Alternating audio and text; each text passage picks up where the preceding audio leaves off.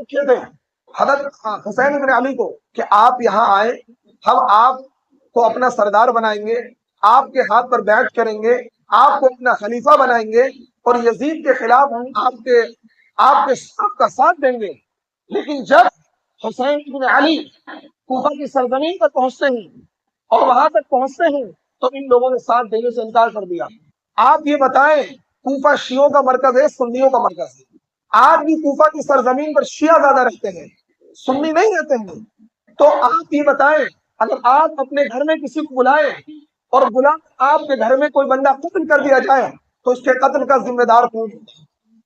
اگر کوئی بندہ اپنے گھر میں کسی کو بلائے اور اس کے گھر میں وہ بندہ قتل ہو جائے تو اس کا ذمہ دار کون ہے؟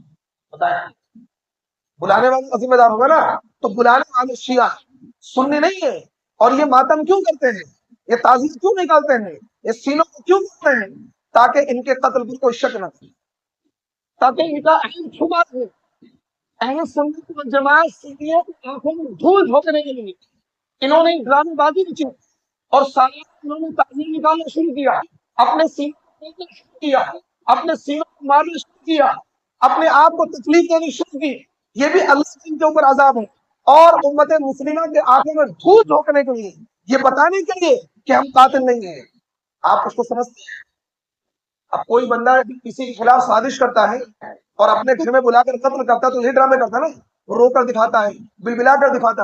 ارے صبح سے شام تک سوشل میڈیا پر آپ اس طرح کے واقعات دیکھتے رہتے ہوں گے اور بعد میں خلاصہ ہوتا رہے جو بندہ رو رہا تھا، جو نخرے کر رہا تھا، وہی بندہ قاتل۔ ایسا ہوتا نہیں ہوتا، صحیح مثالیں ہیں، صحیح کیسز ہیں۔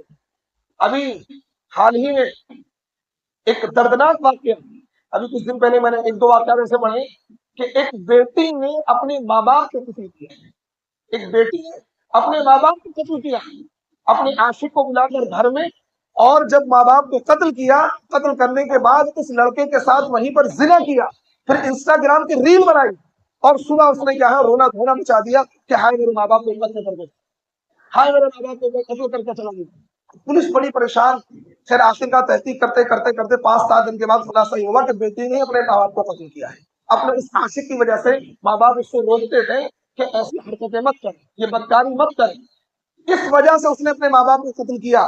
تو سیم یہی کنڈیشن ان لوگوں کی ہے، سینہ پیٹنے والوں کی ہے، اپنے سینوں پر حملہ کرنے والوں کی ہے کہ انہوں نے حضرت حسین کو قتل کیا تاکہ ان کے قتل سے یہ پردہ نہ اٹھ سکے اور ان کے قتل کو کوئی سمجھ نہ سکے کہ قتل کس نے کیا ہے۔ اپنے جرم کو چھپانے کے لیے، اپنے عیب کو چھپانے کے لیے یہ اپنے سینے ٹوٹتے ہیں۔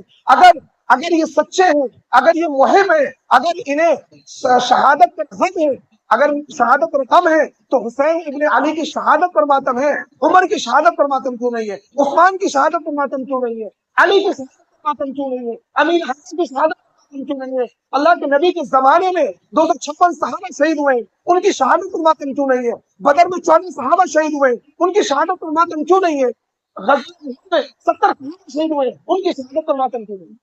اب یہ سوال، صرف حسین ابن علی اسلام کی تاریخ میں لاکھوں شہید ہیں، ان لاکھوں شہید میں ایک شہادت پر ماتم کیوں نہیں ہے؟ بے خودی بے سبب نہیں غالب، کچھ تو ہے جس کی پردہ، کچھ تو ہے جس کی پردہ داری ہے۔ یہ پردہ ڈالا گیا ہے، امت کی آنکھوں میں دھول جھونکی گئی ہے، اور بیچارے سنی، اس سے زیادہ بیچارہ کوئی نہیں ہے۔ بہت ساری ایسی قسمیں جو ان لوگوں سے ہمارے یہاں منتقل ہوئی ہیں، کیا ہے؟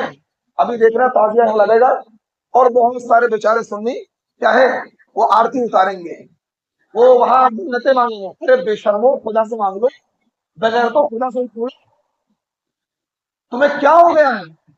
علامہ اقبال نے تمہارے بارے میں کہا تھا، وہ ایک سجدہ جسے تو گرا سمجھتا ہے، وہ ایک سجدہ جسے تو گرا سمجھتا ہے 1000 سجدوں سے دیتا ہے نجات۔ وہ ایک سجدہ جسے تو گرا سمجھتا ہے، بھاری سمجھتا ہے، وہ 1000 سجدوں سے نجات دیتا ہے۔ تو ایک اللہ کے سامنے جھک، تجھے کیا ہے ان لکڑی کے تازیوں کے سامنے نہیں جھکنا پڑے گا، تجھے قبروں میں چادر نہیں چڑھانی پڑیں گی، تجھے کیا ہے غیروں کے سامنے ماتھا نہیں دیکھنا پڑے گا۔ تو ایک اللہ کے سامنے جھک، لیکن تو ایک اللہ کے سامنے نہیں جھکے گا تو تجھے کبھی تعزیہ داری کیا ہے تازیہ کے سامنے آرتی اتارنی پڑے گی، کبھی کہیں شیرینی چڑھانی پڑے گی، کہیں چادر چڑھانی پڑے گی، کہیں پھول چڑھانے پڑیں گے، اور تو کسی طریقے سے شرک اور بت پرستی میں، بدعات میں، خرافات میں مبتلا ہوگی۔